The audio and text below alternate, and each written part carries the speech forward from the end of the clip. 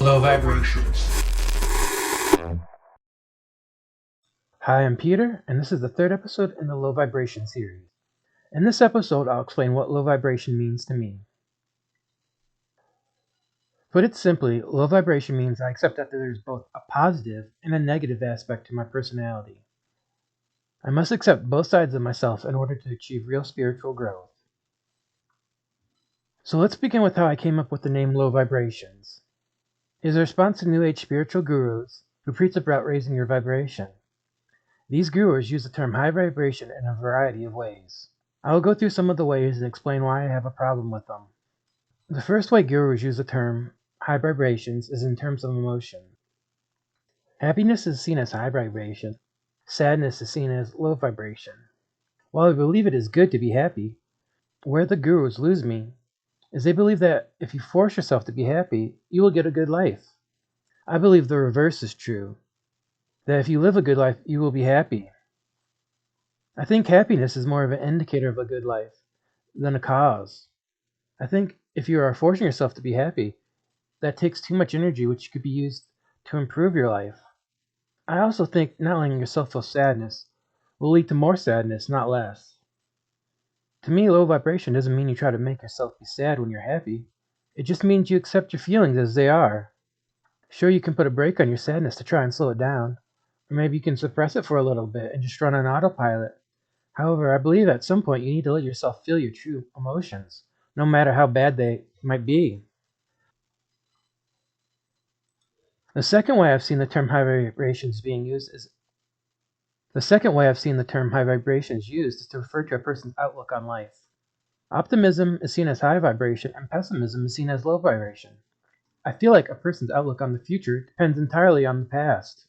If you had a good past, you'll be optimistic, and if you had a bad past, you'll be pessimistic.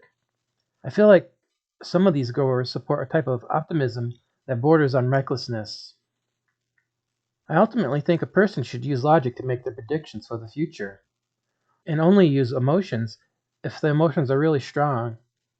So use logic, but don't ignore red flags when you see them. The third problem I have with the gurus is they often don't like logic at all. They feel it is confining. Logic is just a tool. You don't have to be bound to it, but most of the time it pays to make sure what you're doing is logical. Having a plan from how you go from point A to point B just makes things easier. I find a lot of high vibration people believe in manifestation, that if you just tell the universe what you want, it will make it happen. This is clearly not the case. I often see a negative cycle with high vibration people, where they believe that they aren't getting what they want because they aren't wanting it hard enough, and trying to get it directly shows a lack of faith in manifestation. So they want harder while doing less, which makes it even more likely that they'll get what they want. I believe in manifestation to a degree, but I feel like I need to do a lot of the heavy lifting for it to take effect. And logic and strategy make it so you get the most bang for your buck.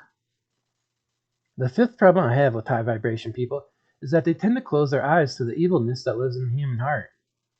We all have the potential to do good and bad. If we don't look at ourselves and see the evil we have in our hearts, it will leak out in ways that are more hurtful than if we just found a way to express it. I find playing violent video games is enough to release the evilness in my heart.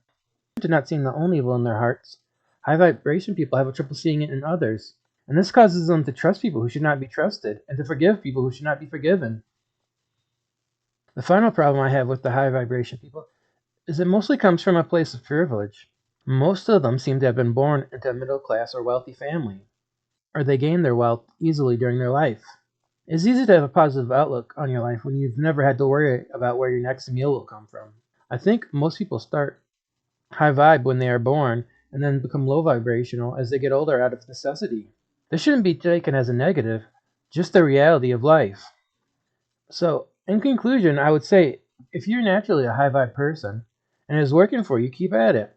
However, realize your beliefs won't work for everyone, and it might not work for you all the time. I think in the future we will all be able to be more high vibrational, but there is more work that we need to do as a species before we can expect high vibrational to be the norm. That was my episode on what low vibration means to me.